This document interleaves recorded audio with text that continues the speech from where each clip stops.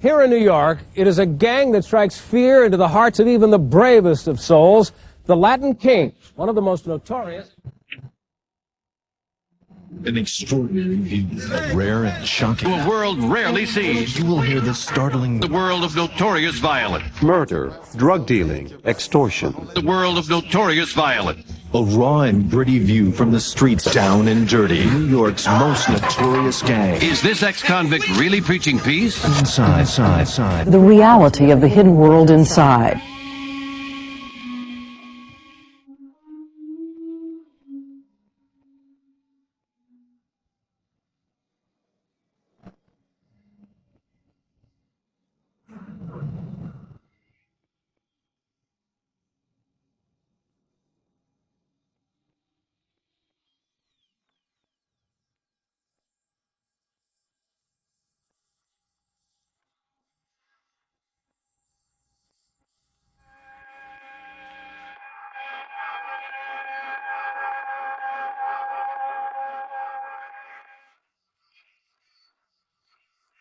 Who are you? Why do you want to be a king? If you die, where's home? We're going for liberation. And we're going to bring back all these biblical slogans. Power to the people. Power to the people.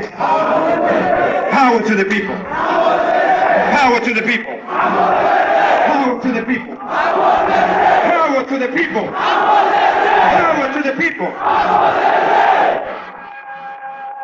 90% of these kids go, wow, I'm special, I'm somebody, something belongs to me. They took it and I'm going to fight.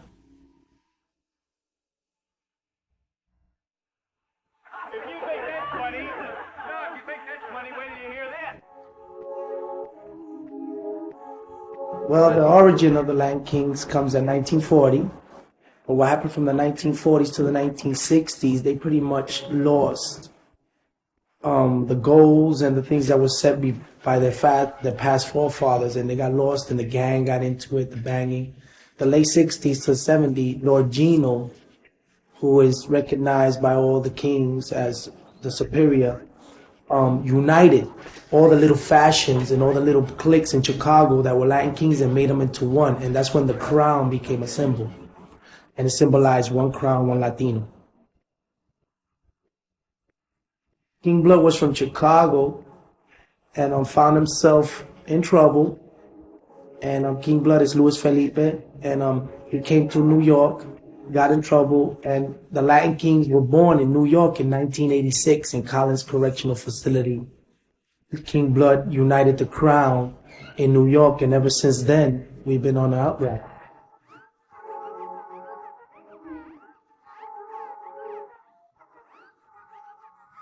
Black Kings were down the largest gang, violent gang, in the New York State prison system. Ultimately, they became the largest gang on the streets of New York City. They came out of economically depressed area where there was either a sense of hopelessness, there was an environment in which they grew up in which was already violent, or else there was a longing to belong to some kind of organization. In addition, with that organization in particular, and I don't know why it was, a number of people who joined and belonged and gained leadership positions were prone to violence anyway. Part of that may be that the organization had a history really coming out of the jail systems. My leaders came home and they were running themselves and conducting themselves like they were still behind bars. They're institutionalized. So when they came home, then they had greedy and selfish leaders. Teardrop, Sombra, Epic. These brothers were ruling the nation for the drug trade, for the power, the women. You know, every mobster's dream. Money, girls. And these kids beneath these leaders who believed in a true movement that are just as righteous as the ones that I lead were used by these guys. Since they believed in the crown so much, when Epic or Teardrop used to go kill this guy because he kissed my girl, and kings don't do that.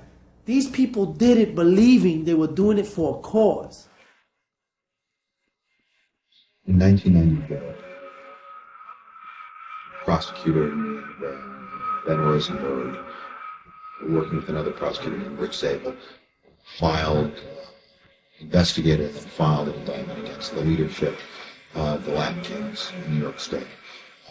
Ultimately, I worked with Richard Zabel in pursuing that investigation, ultimately filing a series of superseding indictments.